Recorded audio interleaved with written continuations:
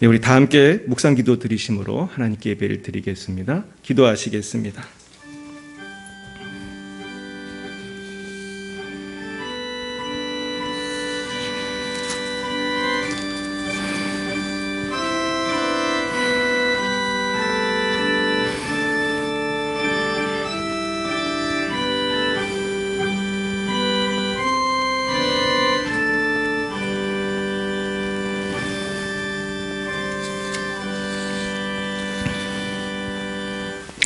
내가 이미 얻었다 함도 아니요 온전히 이루었다 함도 아니라 오직 내가 그리스도 예수께 잡힌 바 된 그것을 잡으려고 달려가노라.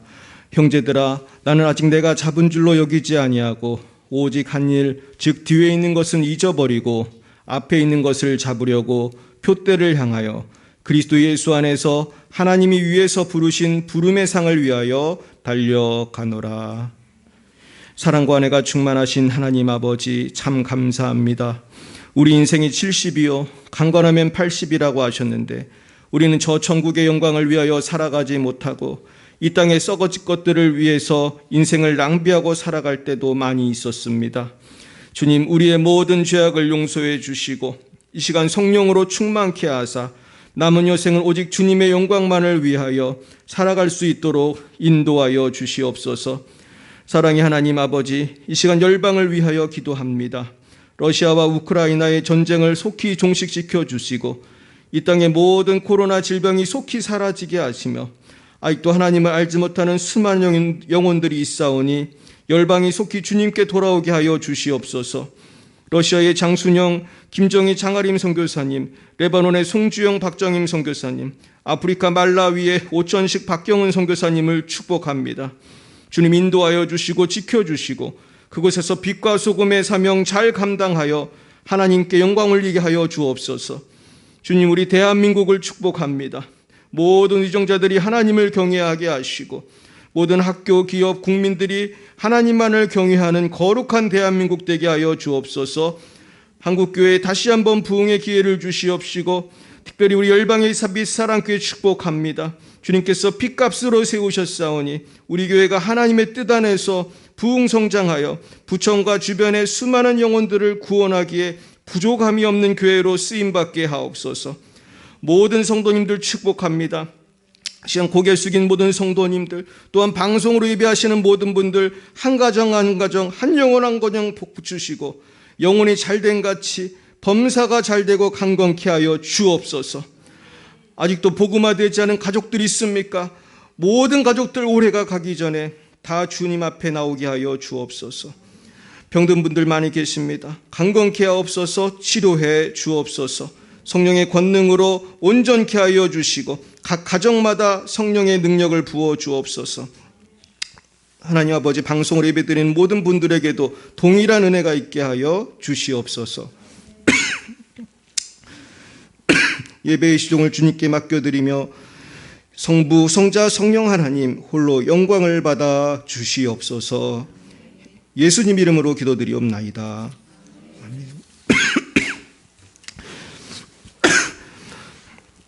사도신경으로 신앙 고백합니다. 나는 전능하신 아버지 하나님 천지의 창조주를 믿습니다. 나는 그의 유일하신 아들 우리 주 예수 그리스도를 믿습니다. 그는 성령으로 잉태되어 동정녀 마리아에게서 나시고 본디오 빌라도에게 고난을 받아 십자가에 못 박혀 죽으시고 장사된 지 사흘 만에 죽은 자 가운데서 다시 살아나셨으며 하늘에 오르시어 전능하신 아버지 하나님 우편에 앉아 계시다가 거기로부터 살아있는 자와 죽은 자를 심판하러 오십니다. 나는 성령을 믿으며 거룩한 공교회와 성도의 교제와 죄를 용서받는 것과 몸의 부활과 영생을 믿습니다. 아멘. 성시교독은 교독문 133번입니다. 133번 부활주일입니다.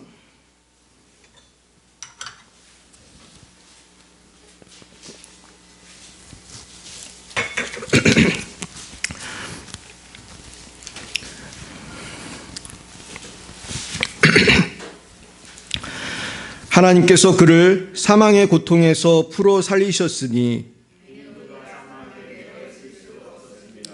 우리 주 예수 그리스도로 말미암아 우리에게 승리를 주시는 하나님께 감사하노니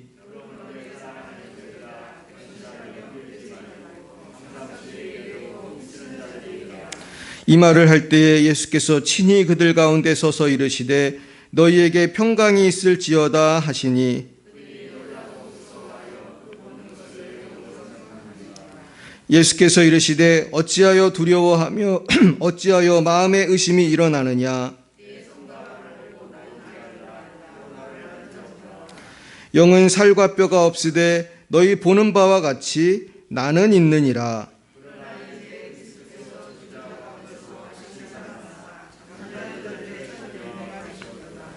예수께서 이르시되 나는 부활이요 생명이니 나를 믿는 자는 죽어도 살겠고 무릇 살아서 나를 믿는 자는 영원히 죽지 아니하리니 이것을 내가 믿느냐.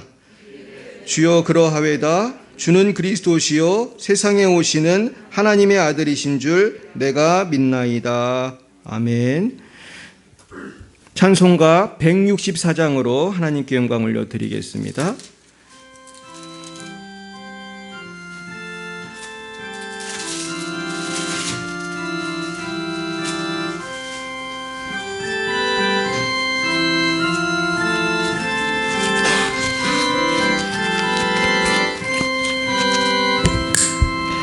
예수 부활했으니 할렐루야.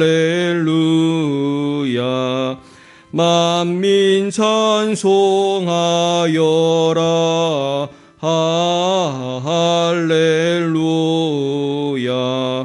천사들이 즐거워 할렐루야. 기쁜 찬송 부르네. 할렐루야.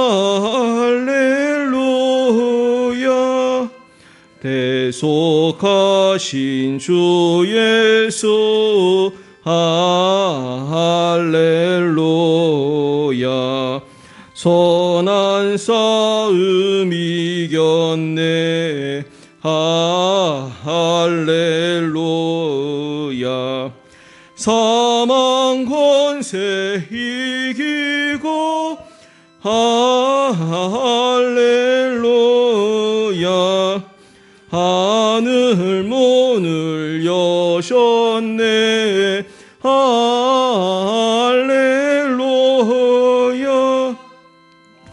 귀 권세 이긴 주 할렐루야.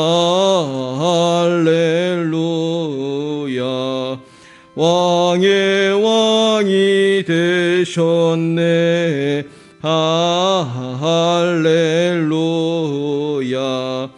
높은 이름 세상에 할렐루야. 널리 반포하여라. 할렐루야. 길과 진리 되신 주 할렐루야. 우리 부활하겠네. 할렐루야. 부활 생명 되시니 할렐루야. 우리 부활하겠네. 할렐루야.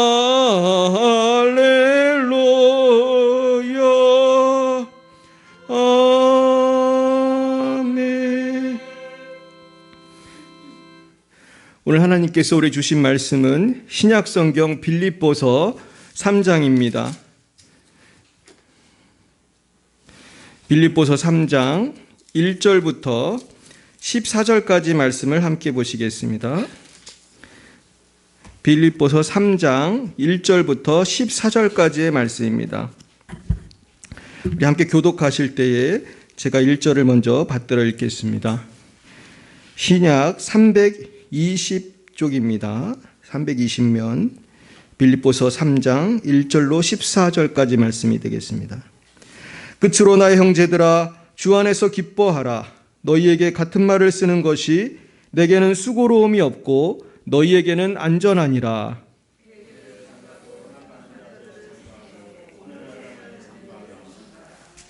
하나님의 성령으로 봉사하며 그리스도 예수로 자랑하고 육체를 신뢰하지 아니하는 우리가 곧 할례파라.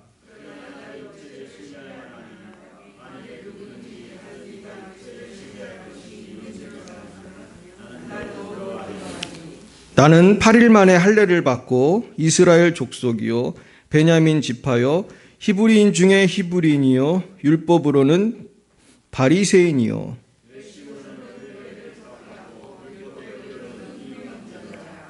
그러나 무엇이든지 내게 유익하던 것을 내가 그리스도를 위하여 다 해로 여길 뿐더러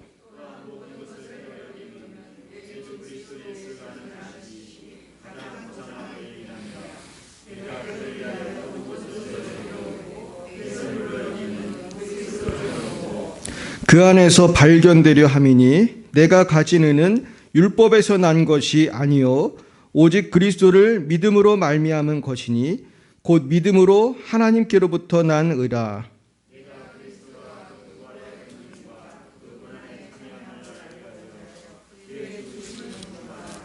어떻게 해서든지 죽은 자 가운데서 부활에 이르려 하노니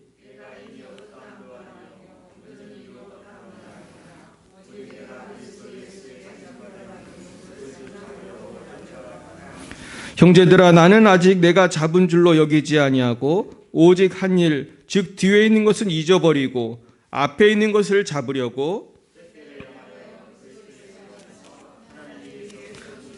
부름의 상을 위하여 달려가노라. 아멘. 잠깐 기도하겠습니다. 하나님 아버지, 그렇습니다. 저희들에게 달려갈 수 있는 목표를 주시고 아버지 그 뼈대를 향하여 오늘도 달려갈 수 있도록 오늘 이렇게 주님 전에 나오게 하시니 감사합니다. 그러나 아버지 저희들 살다 보면 하나님께서 주신 표대가 무엇인지 바라보지 못하고 세상의 이익을 쫓아 살 때가 더 많았던 것 같습니다. 하나님 아버지 이 시간 저희들을 불쌍히 여겨 주시고 아버지 이제는 주님께서 주신 부활의 표대를 향하여 달려가게 하여 주옵소서. 예수님 이름으로 기도드렸사옵나이다. 아멘. 네, 오늘은 목적이 이끄는 삶이라는 제목으로 하나님의 말씀을 증거하겠습니다. 여러분 이 책 보신 적 있으십니까? 이 목적이 이끄는 삶은 사실 책 제목이죠. Purpose Driven Life라는 그 미국의 세들백 교회의 릭 워렌 목사님이 쓰신 책입니다. 릭 워렌 목사님 아세요? 릭 워렌 목사님은요, 미국 대통령 취임식 때 설교를 했었습니다. 그러니까 제 기억에 아마 오바마 대통령 때였던 걸로 제가 기억하는데 그때 설교를 릭 워렌 목사님이 했었어요. 그러니까 미국 대통령 취임식에 설교하는 목사님은 어떤 분일까요? 미국에서 제일 영향력이 있는 분이에요. 제일 설교 많이 하신 분이 누군지 아세요? 빌리 그레엄 목사님이에요. 빌리 그레엄 목사님이 제 기억에 한 4번인가 하셨어요.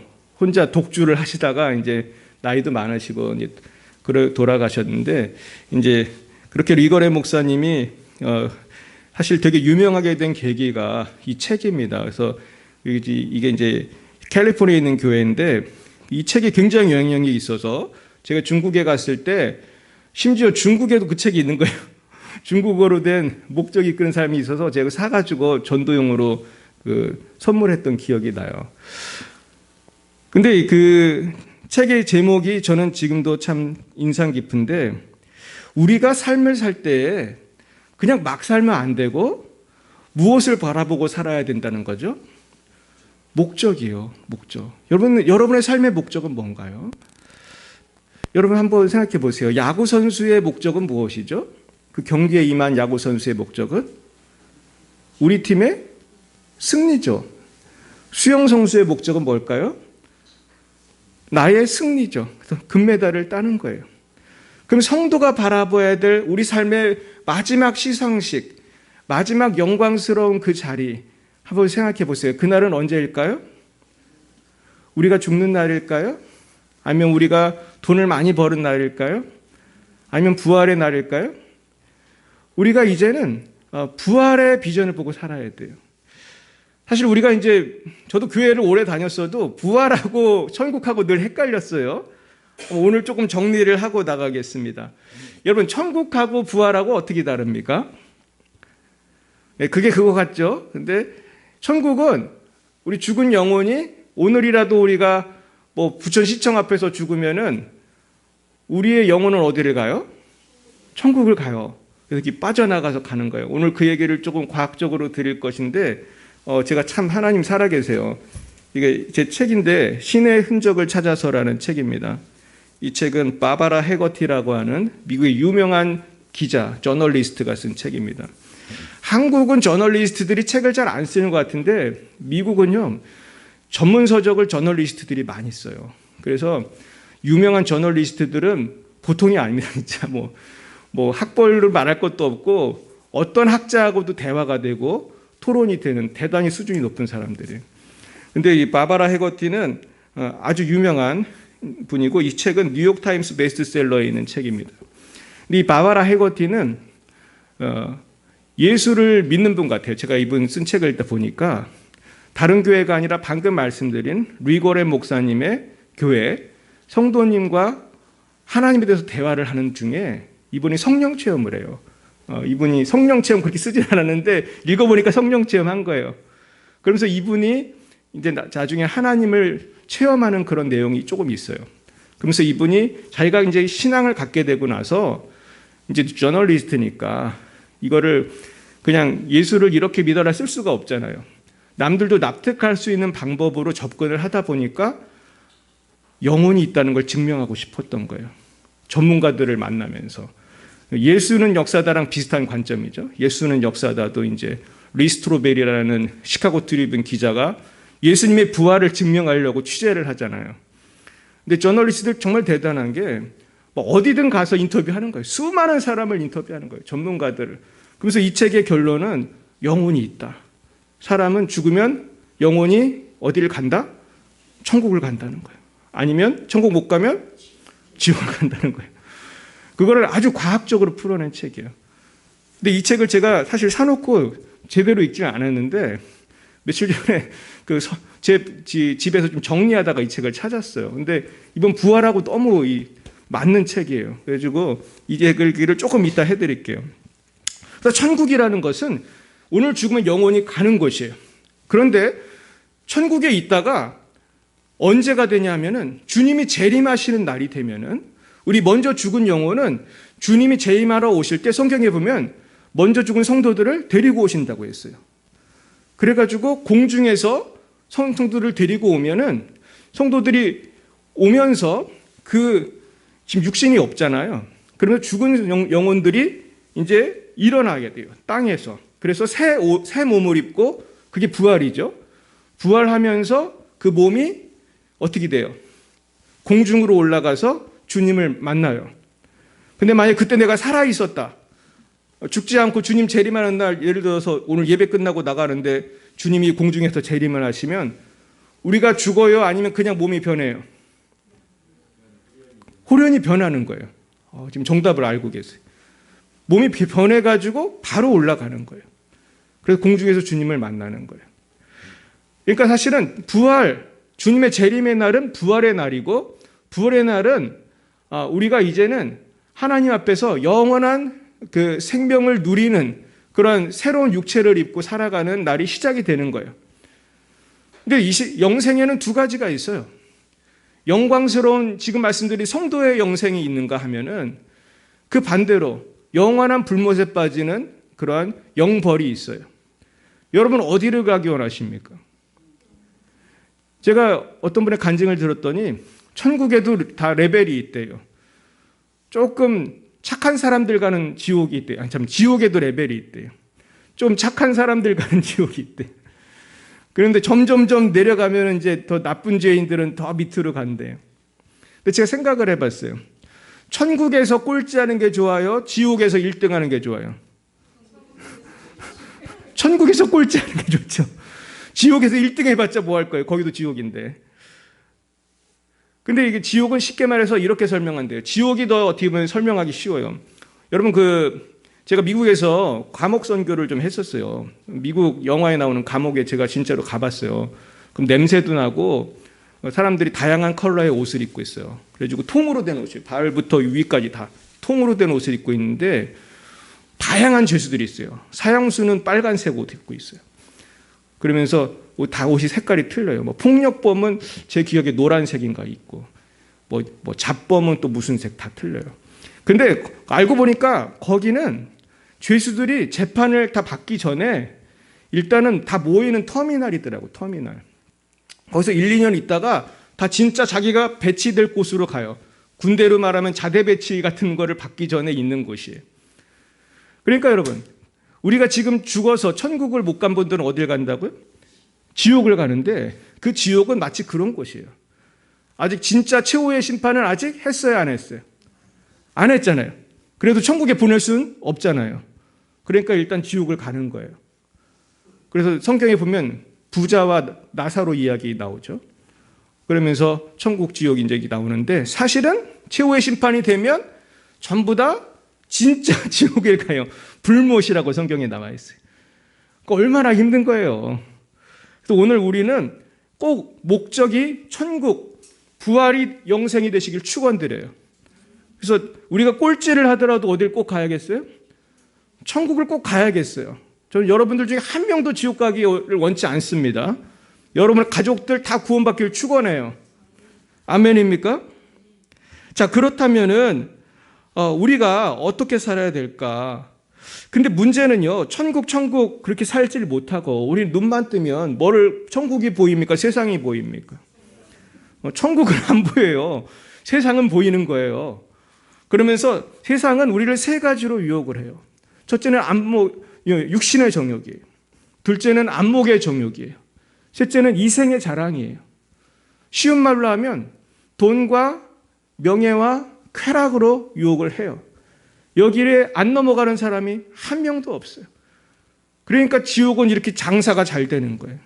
너무너무 열심히 세일즈하는 사람들이 많은 거예요. 텔레비에서 인터넷에서 막 지옥으로 막 이끄는 지옥의 전도사들이 너무너무 많은 거예요. 그렇습니다.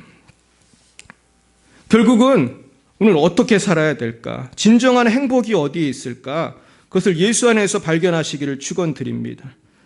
그렇다면 우리는 어떻게 해야 이 목적이 이끄는 삶, 천국과 영생 부활을 생각하며 살아갈 수 있을까? 첫째는 우리는 주님 안에서 삶의 목적을 찾아야 돼요. 우리 빌립보서 3장 1절 말씀을 다 함께 읽어보겠습니다. 빌립보서 3장 1절입니다. 시작. 끝으로 나의 형제들아, 너희에게 같은 말을 쓰는 것이 내게는 수고로움이 없고 너희에게는 안전하니라. 우리 따라해 볼까요? 주 안에서 기뻐하라. 이게 제일 중요해요. 오늘의 결론이에요, 사실은. 천국을 준비한다, 우리가 부활을 준비한다, 제일 중요한 건 주 안에서 기뻐하면 되는 거예요. 빌립보서는 처음부터 끝까지 기뻐하라는 말만 계속 나와요. 기뻐하라, 기뻐하라. 근데 이 책을 쓰던 바울이 지금 어디서 이 책을 쓰고 있는지 아세요? 감옥에서 쓰고 있어요. 그 깜깜한 감옥에서 매일 의도맞고 고문당하고 그 감옥에서 여러분 이런 책 쓸 수 있겠습니까? 이 책을 어떻게 썼을까요? 바울은 기뻤던 거예요. 성령이 주시는 위로가 있었던 거예요. 그러면서 기뻐하라고 쓰는데 주 안에서 기뻐하라는 거예요. 우리의 삶이 주님 안에서 기뻐하는 삶이 되길 축원합니다. 주님 밖에도 기뻐할 건 많이 있어요. 어떻게 보면 더 많은 것 같아요. 사실은 아니지만 우리는 어떤 말초신경을 자극하고 은행 잔고를 채워주는 기쁨이 많은 사람들의 그 몸과 마음을 딱 사로잡죠. 요즘에 제 주위에 보면은 주식하는 분들이 그렇게 많아요. 옛날에 그렇지 않았거든요. 전 지금도 주식을 잘 이해를 못해요. 근데 너무 많이 주식을 해요. 근데 안타까운 거는 연세대학교에서 강의한 제 친구가 그랬어요. 문제는 돈 없는 대학생들이 주식을 많이 한다는 거예요. 돈이 없으니까 주식을 할 때 돈을 어떻게 해야지 생기죠? 은행에 가서 대출을 해요. 대출을 했어. 그러면 이제 주식을 했어요. 성공했어요? 실패했어요? 그러면 빚이 어떻게 되죠? 빚이 더블이죠. 이제 빚이 자꾸 생기는 거예요. 그럼 멈춰야 되는데 멈춰야 안 멈춰요. 또 대출을 해. 대학생인데 아직 취직도 못했는데 빚이 어마어마하게 많은 거예요. 이걸 또 노리는 사기꾼들이 그렇게 많대요. 그래가지고 대학생들이 보이스피싱 같은 연루가 많이 돼요.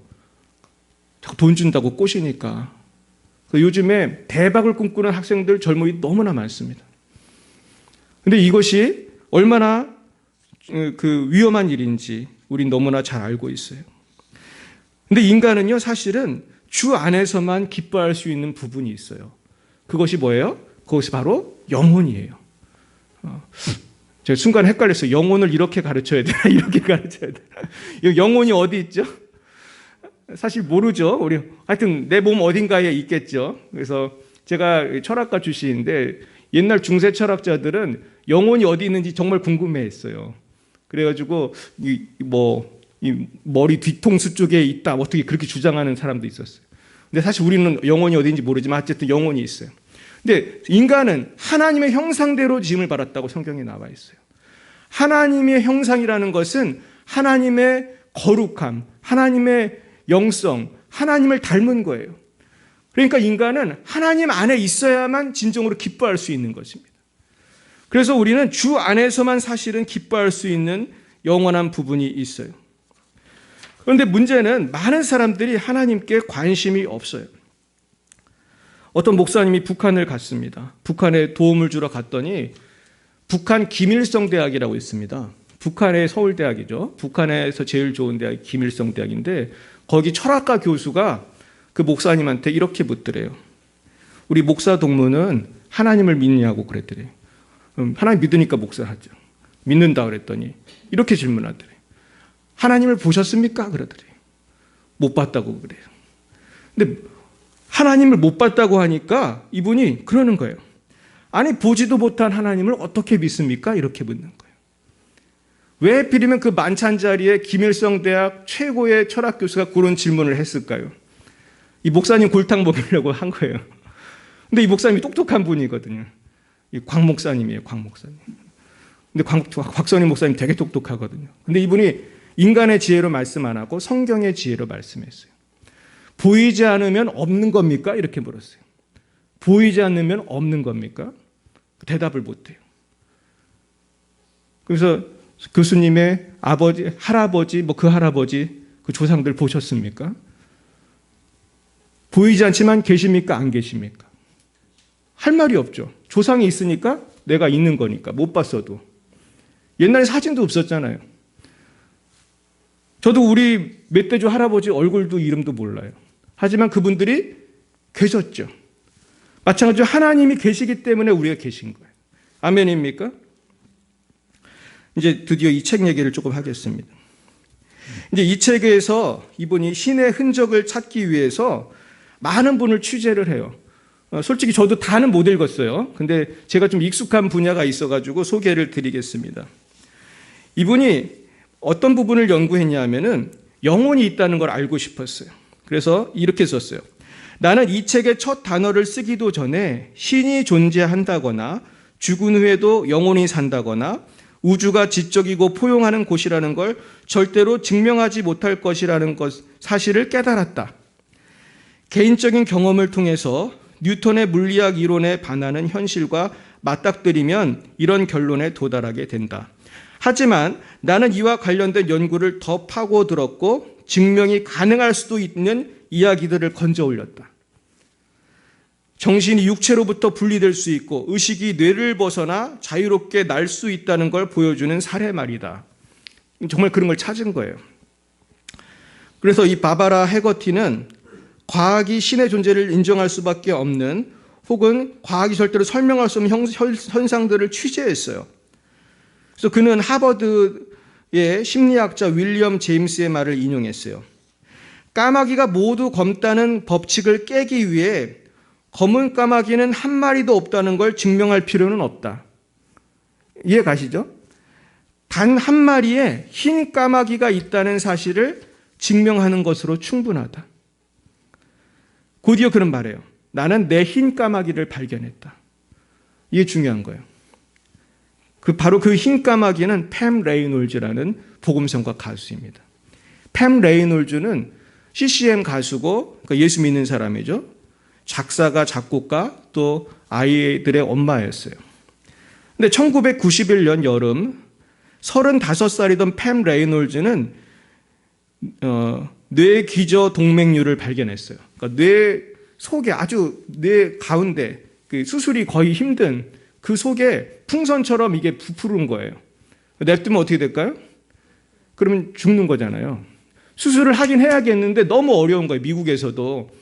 그러니까 아무도 수술을 안 해주려고 그래요. 그래서 어머니가 백방으로 알아보니까 로버트 스패칠러라는 신경외과 의사가 새로운 수술법을 발견했다고 하면서 내가 무료로 고쳐주겠다고 그랬대요.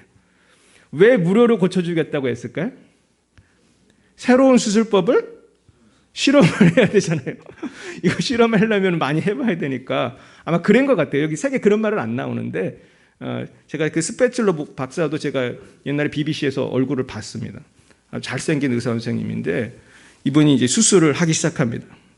그래서 1991년 8월에 수술을 했어요.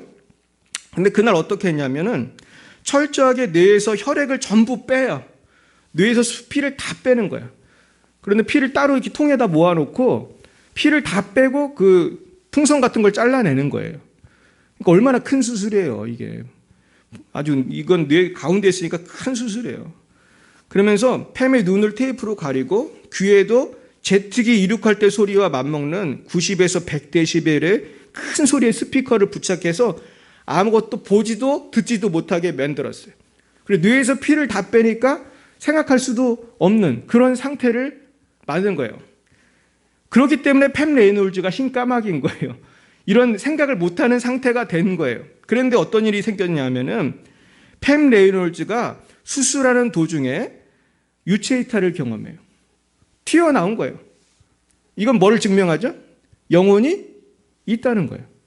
근데 이거를 영혼이 있어 그러면 안 믿잖아요, 사람들이. 근데 유체 이탈을 해서 이 사람이 놀라운 것은 의료진들의 대화를 들었어요.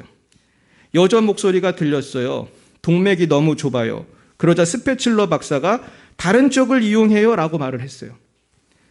그리고 팸은 천국으로 가요. 그래서 할머니를 만나요. 또 삼촌 데이비드 섹스턴을 만나요. 기타를 가르쳤던 삼촌을 만나요. 근데 놀랍게도 나이가 젊어요? 늙었어요? 젊다는 거예요, 여러분. 천국에 가면요, 우리 권사님도 30대가 될 줄 믿으시기 축원합니다. 젊은 거예요. 아기도 없대. 어떤 분, 다른 분 간증을 들으면 천국은 다 30대만 있다는 거예요. 그러니까 20, 30대에 젊고 가장 최고의 그 인간의 그 몸, 그 건강, 그 나이 상태처럼 그렇다는 거예요. 근데 할머니도 젊더라는 거예요, 갔더니. 삼촌도 당연히 젊고. 그랬는데 거기에서 이분들이 마치 빛나는 외투를 입은 것처럼 빛이 났어요. 모두 젊어 보였어요. 팸이 그 빛에 대해서 물어봤어요. 그러면서 이 빛이 하나님입니까? 그랬어요. 아니래요. 이 빛은 하나님께서 숨 쉴 때 나오는 것이란다. 그러면서 팸은 말해요. 나는 내가 하나님의 숨결 속에 서 있다고 생각했습니다. 얼마나 천국이 영광스럽습니까? 하나님의 빛나는 숨결 속에 우리가 서 있는 거예요. 할렐루야. 그곳에 한 명도 빠짐없이 가시길 축원드립니다. 우리 꼭 가야 돼요. 근데 이 팸의 사례를 연구한 마이클 사범이라는 박사가 팸의 사례를 진지하게 연구하기 시작했어요. 이 마이클 사범이라는 분은 심장 전문인데요. 어느 날 이분이 레이몬드 무디의 책을 선물로 받고 심장병 환자들이 이런 임사체험을 많이 한다는 것을 발견하고 친구들이 자꾸 환자들을 조사해보라고 귀찮게 해가지고 한 명, 두 명 인터뷰를 하기 시작한 사람이에요. 근데 놀랍게도 3명째 인터뷰를 하는데 그 사람이 고백을 하는 거예요. 자기가 임사체험을 하고 영혼이 나가고 뭐 그런 체험을 했다는 걸 보고 이 사람이 깜짝 놀라서 그때부터 30년 넘게 이걸 연구한 사람이에요. 근데 이 사람이 연구하다 보니까 팸 레이놀즈라는 철저하게 피가 머리에서 피가 빠지고 철저하게 아무것도 듣지도 보지도 못하는 사람이 이상한 경험을 한 걸 알게 된 거예요. 이 책을 조금 읽어드리면 그 사본 박사는 팸의 이야기를 철저히 조사했어요. 그는 시간별 수술 과정과 수술하는 동안 의료진 사이에 오간 대화를 기록한 서류, 그리고 진료 기록을 입수했어요. 그는 그녀의 좁은 정맥에 대한 대화와 수술용 톱날 상자에 대한 그녀의 설명이 사실임을 확인했다.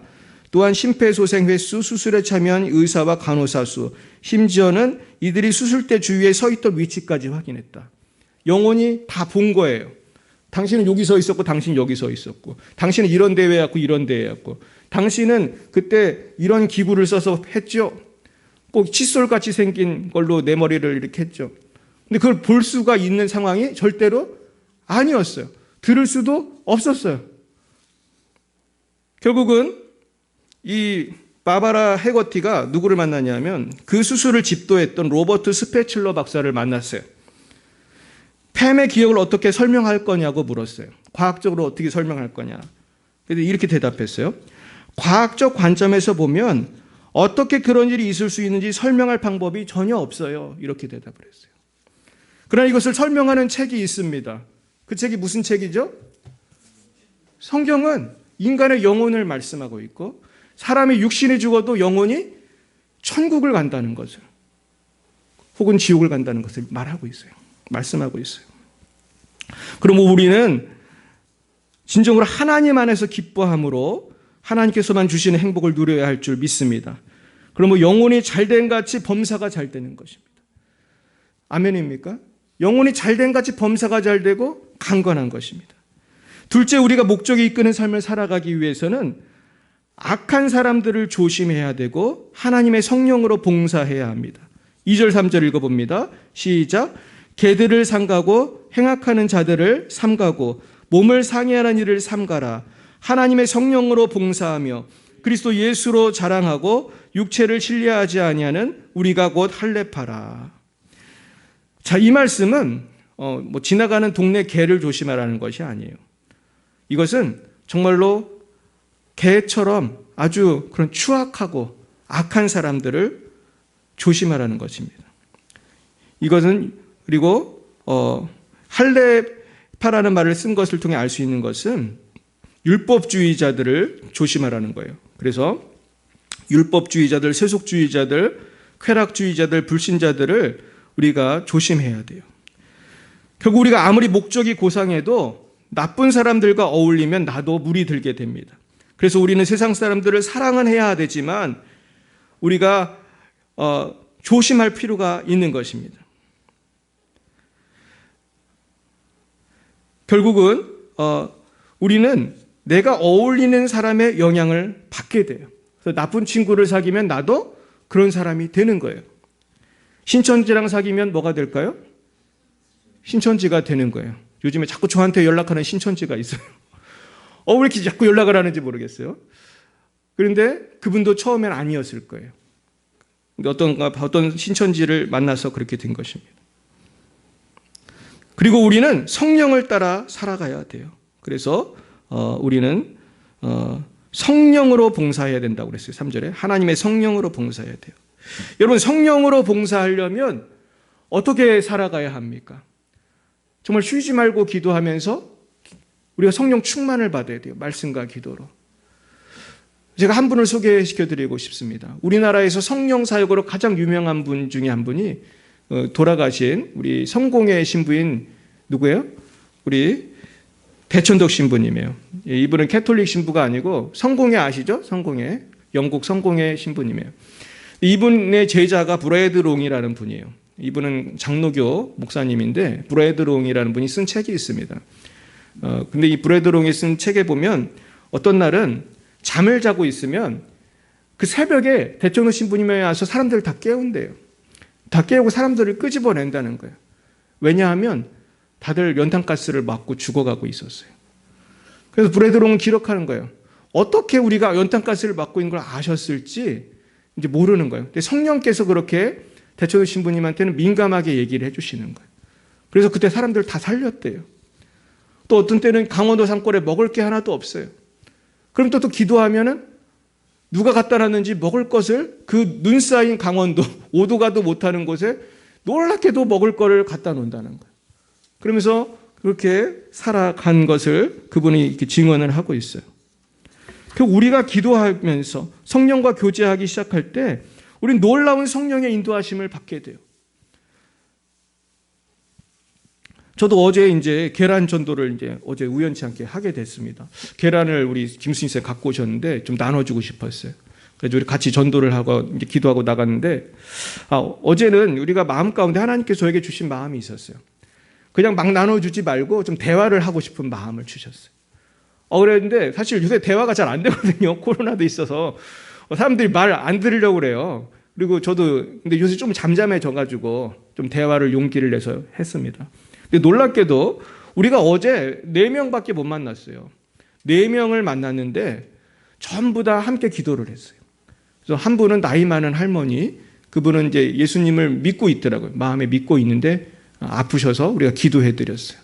교회를 못 나오고 계시더라고요. 그래서 앞으로 기회 되면 우리 교회 꼭 나오시라고 그랬어요. 또 3명은 어린이였어요.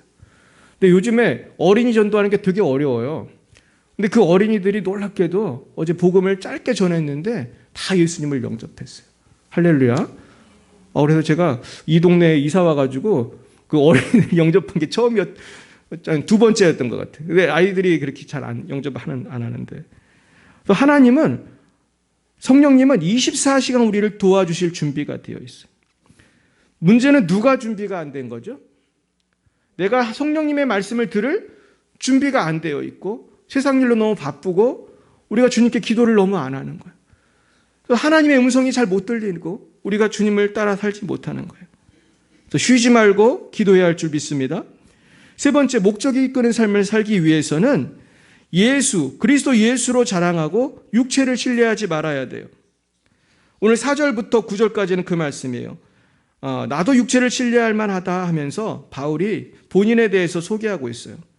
그러면서 바울은 그 배경도 좋았고 그리고 굉장히 공부도 많이 한 사람이었고 그런 것들을 얘기해요.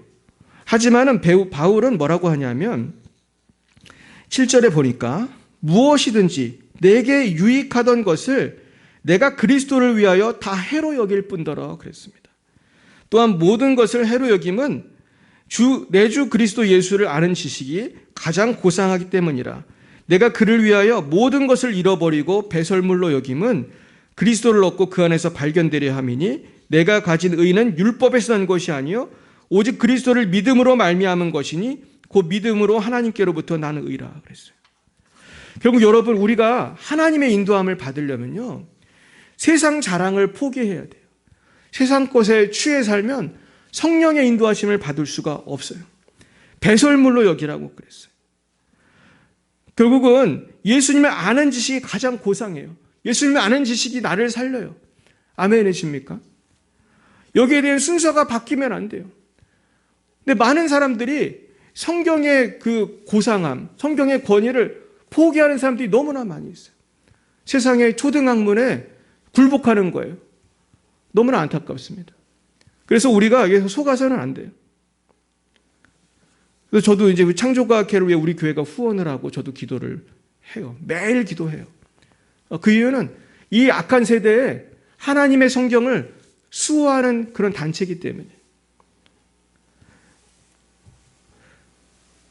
신성종 목사님이라는 분이 계십니다. 이분은 우리가 잘 아는 김영삼 대통령께서 다니던 충현교회 담임 목사님이셨어요. 그러니까 대통령이 다니는 교회고 교인이 7만 명. 그리고 이분은 공부를 굉장히 많이 했어요. 템플 대학에서 PhD를 받고 대학원장도 몇 년 하시고 책도 수십 권을 쓰시고 굉장히 유명한 분입니다. 그런데 이분이 하루는 장모님께서 신학대학까지 나오신 분인데 나이가 들고 그러니까 이분의 신앙이 좀 흔들렸나 봐요. 그래서 정말 천국과 지옥이 있냐고 그러더래요. 그래가지고 이분이 깜짝 놀란 거예요. 우리 장모님은 평생 예수를 잘 믿던 분인데 연세가 드시니까 천국과 지옥에 대해서 확신을 못 가지시는 거예요. 그래서 기도하기 시작했대요. 하나님, 저한테 천국과 지옥을 보여주세요. 열심히 기도를 했어요. 그래서 하나님 보여주셨을까요? 보여주지 않으셨어요. 또 금식을 했어요. 보여주셨을까요? 안 보여주셨어요. 그래서 포기를 했대요. 금식 기도를 해도 하나님이 천국 지옥 안 보여주시니까 포기를 했는데 포기하고 잠을 잤는데 그때 하나님 보여주기 시작하는 거예요. 그렇게 보여주기를 해서 8일 동안 천국과 지옥을 보여주셨어요. 그러면서 이분이 천국과 지옥을 보고 왔는데 이분이 그곳에서 참으로 그 놀라운 그 광경을 보게 되었어요. 근데 이분이 보니까 먼저는 지옥을 갔대요. 지옥을 갔는데 지옥의 특징을 몇 가지만 말씀드릴게요. 첫째는 지옥은 굉장히 냄새가 난대요. 냄새가 나고 불이 활활 타는데도 불구하고 굉장히 어둡대요. 그게 신기한 거고, 그리고 지옥은 물이 없대요. 물이 없고 강도 없고 호수도 없고, 그러니까 목이 얼마나 마르겠어요? 성경하고 똑같아요. 그리고 지옥은 이렇게 레벨이 다양한 거예요. 착한 사람들이 가는 지옥은 맨 위에 있는 지옥, 제일 쉬운 지옥이래요. 제가 아까 말씀드렸죠? 쉬운 지옥 가고 싶냐고 제가 물어봤잖아요. 우리는 지옥을 절대로 가면 안 될 것입니다. 근데 놀라운 것은 지옥에 와서는 안 될 것 같은 사람들이 와 있는 거예요. 놀라운 일입니다. 그런데 이분이 그 후에 다시 천국을 갔어요. 천국에 갔는데 천국에 갔더니 12줄이 있더래요. 예수님하고 제일 가까운 곳에는 제자들이 있고, 그리고 맨 앞줄에 있는 분들이 있었어요. 맨 앞줄에 누가 있을까요? 대형교회 목사님들 계실까요? 아니에요. 맨 앞줄에는 순교자들이 있었어요. 둘째 줄에는 선교와 전도를 많이 한 분들이 있었대요. 이 셋째 줄이 중요해요. 셋째 줄에 누가 있었는지 아세요? 개척교회에서 헌신 봉사한 분들이 있었대요. 할렐루야. 네, 주님을 찬양합니다. 네. 사실은 개척교회만 다닌다고 그런 게 아니겠죠. 근데 이것은 쉬운 일이 아니라 어려운 일을 했다는 거잖아요. 그러니까 제일 어려운 순서예요. 쉽게 말해서. 맨 앞에 순교자, 그 다음에 선교하고 전도한 사람, 그 다음에 개척교회. 어려운 순서대로 이렇게 한 거예요. 사실 우리는 그렇게 고생을 많이 하지는 않지만은 우리가 열심히 하자는 그런 의미입니다. 그래서 제가 사실 어젠가 그저께 어떤 개척교회 목사님 간증을 보고 되게 가슴이 아팠어요. 이분이 막 간증을 하는데, 사모님 간증을 하는데 제가 너무 가슴이 아팠어요. 어느 날 개척을 하려고 아주 그 지하에서 예배를 하고 시작을 했는데, 어느 날 주일 아침이었대. 주일날 이제 예배를 드려야 되는데 사모님이 미친 거예요. 그래가지고 예배를 드릴 수가 없어가지고 그 사모님을 옆집에다 맡기고 예배를 드리러 갔대요. 그러니까 사실 개척교회 사모님들을 위해서 많이 기도하셔야 돼요. 이 미친 사모님들도 있는 것 같아요. 그러니까 아마 천국에서 그렇게 세 번째 줄 간 분들이 그런 고생한 분들일 거예요. 그러니까 오늘 무슨 말씀 드리냐면은 이 땅에서의 영광과 천국에서의 영광은 정반대라는 거예요. 할렐루야. 주님을 위해서 내가 헌신 봉사하고 순교한 사람이 천국에서는 제일 중요한 상을 받는 것이고, 이 땅에서는 아무리 자기가 돈이 많고 독재자고 그런 사람들도 이제 지옥에 가는 거예요. 주님을 믿지 않았을 때 그런 일이 생기는 것입니다. 네 번째, 목적이 이끄는 삶을 살기 위해서는 부활의 영광을 위해 달려가야 돼요. 오늘 10절에서 14절 말씀 같이 한번 읽어보겠습니다. 시작. 내가 그리스도와 그 부활의 권능과 그 고난의 참여함을 알고자 하여 그의 죽으심을 본받아 어떻게 해서든지 죽은 자 가운데서 부활에 이르려 하노니, 내가 이미 얻었다 함도 아니요 온전히 이루었다 함도 아니라 오직 내가 그리스도 예수께 잡힌 바 된 그것을 잡으려고 달려가노라. 형제들아, 나는 아직 내가 잡은 줄로 여기지 아니하고 오직 한 일, 즉 뒤에 있는 것은 잊어버리고 앞에 있는 것을 잡으려고 표대를 향하여 그리스도 예수 안에서 하나님 위에서 부르신 부름의 상을 위하여 달려가노라. 부름의 상을 위하여 달려간다고 그랬어요. 부름의 상을 위해서. 그러면서 과거는 잊어버리고 앞을 향해서, 미래를 향해서 달려가야 할 줄로 믿습니다. 말씀을 정리하겠습니다. 우리는 예수님 안에서 삶의 목적을 찾아야 돼요. 우리는 말씀을 붙들어야 돼요. 둘째, 우리는 목적 이끈 삶을 살아가기 위해서 악한 사람들을 삼가고 하나님의 성령으로 봉사해야 돼요. 우리는 쉬지 말고 기도해야 합니다. 세 번째, 우리는 목적 이끈 삶을 살아가기 위해서 예수님만 자랑해야 돼요. 전도해야 돼요. 네 번째, 목적 이끄는 삶을 살아가기 위해 부활의 영광을 위해 달려가야 돼요. 소망 중에 인내해야 할 줄로 믿습니다. 아까 그 신성정 목사님이 8일간 그 구경을 하는 도중에 이제 지옥에 갔는데, 지옥에서 다 석가모니도 보고 공자도 보고 마호메트도 봤대요. 심지어 교황도 와 있는 사람이 있고 유명한 목사님들도 몇 명을 봤다는 거예요. 참 충격을 받았어요. 그래서 물어봤대요. 저분들은 왜 여기 왔냐? 왜 왔습니까? 놀라운 말을 들었어요. 저분들은 하나님의 영광을 위해서 그 일을 한 게 아니라 누구 영광을 위해서? 자기 영광을 위해서 했다는 거예요. 와, 얼마나 무서운 얘기예요. 그래서 이분이 본인에 대한 얘기를 하는 거예요. 하나님께서 그러시더래요. 너보다 영광을 받은 목사가 있느냐 그러더래요. 이분은 7만 명 교회 목사고 자기 교회 장로가 청와대에 가 계시니까 청와대를 제일 많이 갔대요. 60번도 넘게 청와대 가서 설교하고. 자기가 상급이 없다는 걸 알았대요. 천국에. 겨우 꼴이나 할 수 있는 꼴찌로 가는. 그래서 이분이 거기서 깨어나가지고 어딜 갔는지 아세요? 그 나이에 70도 넘었는데 인도로 갔어요. 인도 선교사로 갔어요. 그러면 2등 할 수 있잖아요. 선교와 전도를 많이 한. 하나님 앞에서 아무것도 없는 거야. 자기가 그렇게 큰 교회에 목회를 했는데도 아무것도 없는 걸 아는 거예요. 제가 오늘 말씀을 정리하면서 우리도 뭐 천국 지옥을 가면 좋은데 이게 잘 안 될 경우도 있잖아요. 대부분 잘 못 보잖아요. 우리 말씀을 믿어야 되는데 내 신앙을 내가 점검을 해야겠다. 내가 과연 천국 가면 하나님께 뭐라고 얘기를 들을지 한번 생각해 보세요. 여러분 뭐 하나님께서 뭐라고 하실 것 같아요? 참 무서운 말씀 아닙니까? 천국 가면 다행이고, 그렇죠? 넌 지옥에 가라 그러면 어떡할 거예요?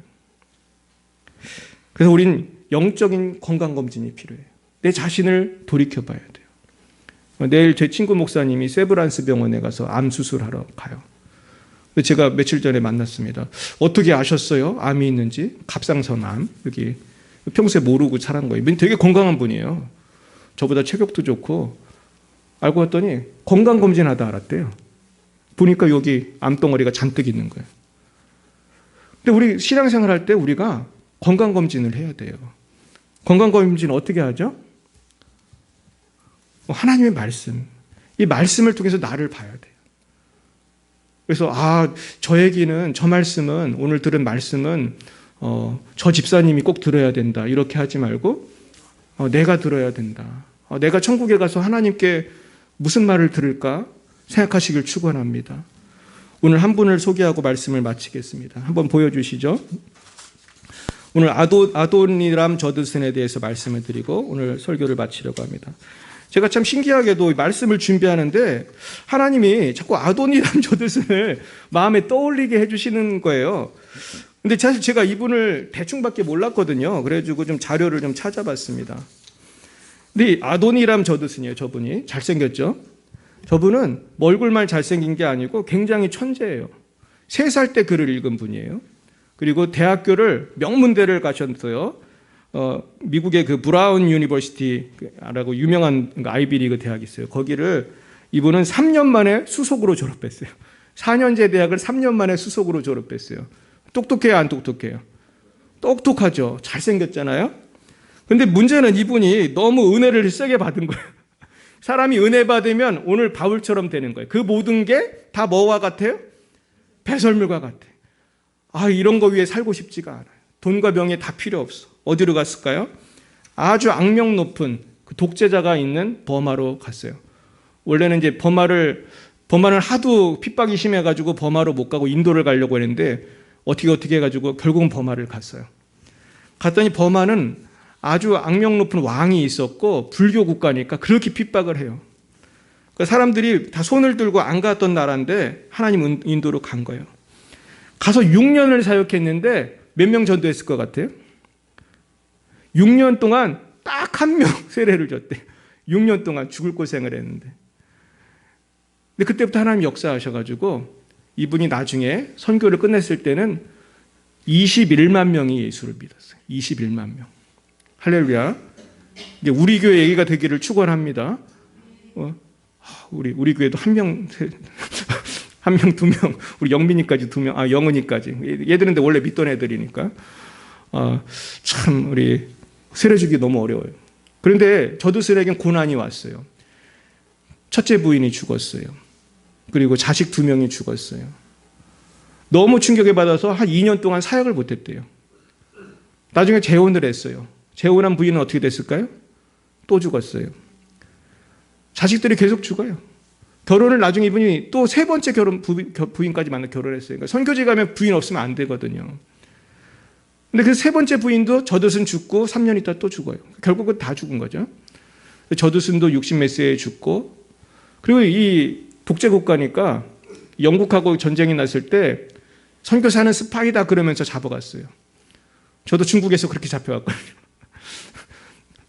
너 선교사는 스파이랑 동급이에요, 중국에서도. 그래서 저도 잡혀갔었는데 완전히 그 소리 지르고 장난 아닙니다. 근데 그 시대는 더 했죠. 저는 뭐 매는 안 맞았는데 저도서는 감옥에 갔는데 그 버마 감옥이 어떻게 생겼냐면 사람을 이렇게 꽁꽁 묶어가지고 그 명태같이 1점 몇 미터 높이의 끈에다 묶어가지고 누워있게 만들어요.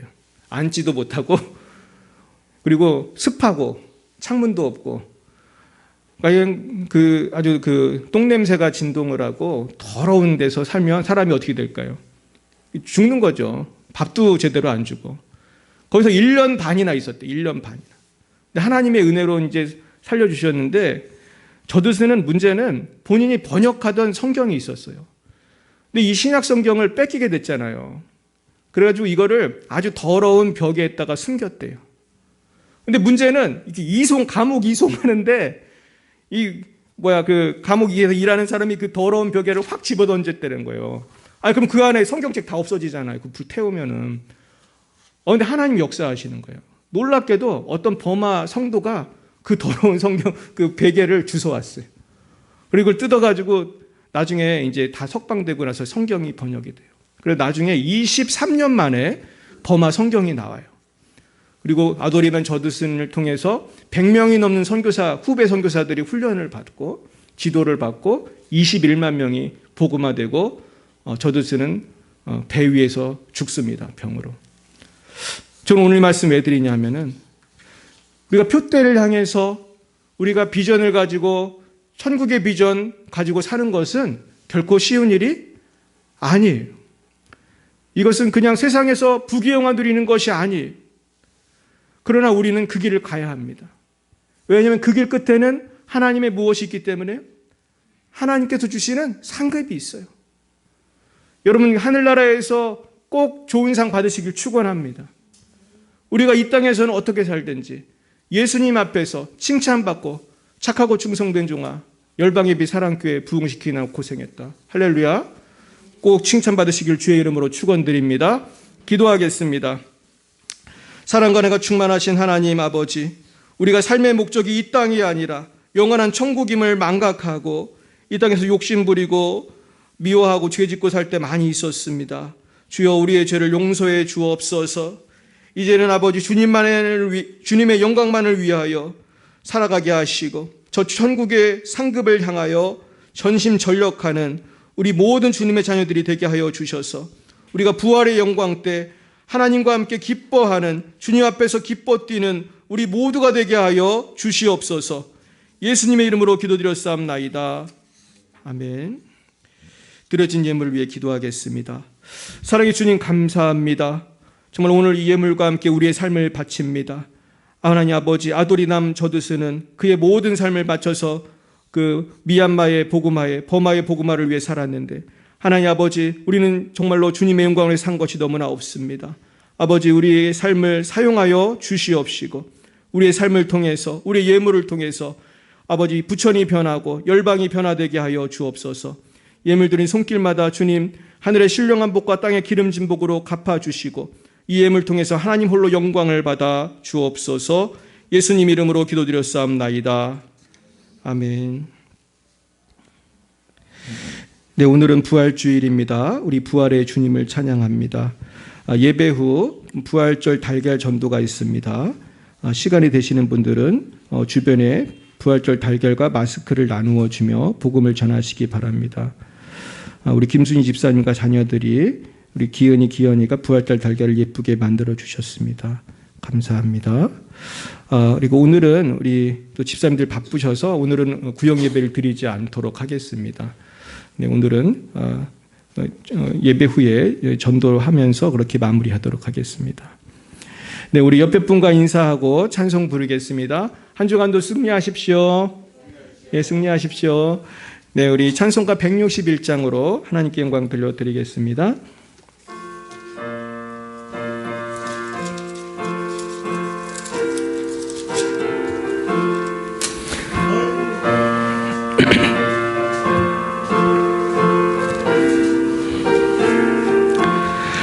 할렐루야, 우리 예수 부활 승천하셨네.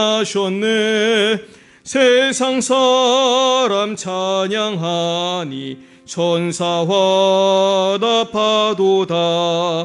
구주 예수 부활하사 사망 권세 이겼네. 구주 예수 부활하사 사망 권세 이겼네. 할렐루야, 우리 예수 왕의 왕이 되시고 우리들의 중보 되심 성령 증거하시네. 구주 예수 부활하사 처음 열매 되셨네. 구주 예수 부활하사 처음 열매 되셨네.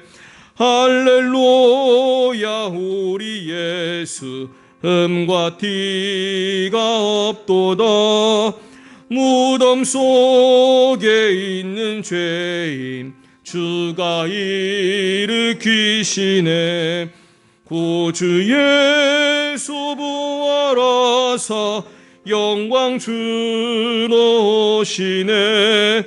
구주 예수 부활하사 영광 주러 오시네.